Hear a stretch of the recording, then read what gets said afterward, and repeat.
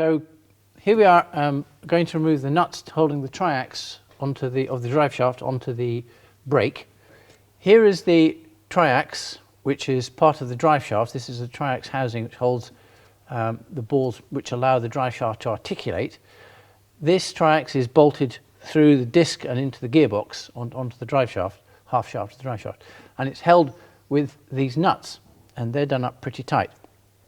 On the early car, of which this is a pre-67 car, this is the design of the triax, which allows you access directly onto the nuts from the front, which is why I'm going to be doing it this way.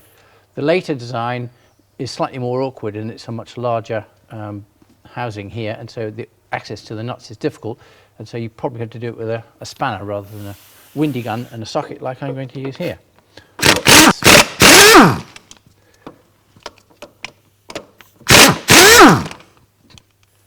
I'll have to rotate the wheel round to get at the next two, which is a little stiff on this car.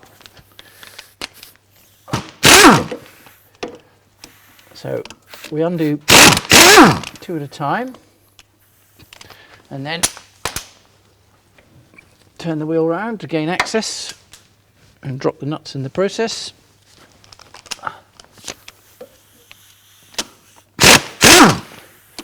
And when you come to do these nuts up, they need to be up to 130 Newton meters, which is very tight, and it's not easily done.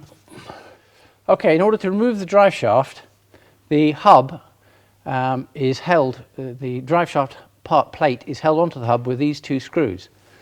So they have to be removed in order to allow the drive shaft to slide away from the gearbox so we can take the engine and gearbox out.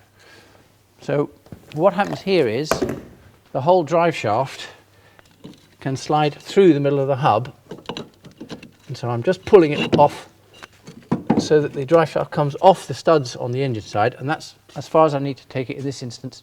Drive shaft is now free, we can get the engine and gearbox out the top.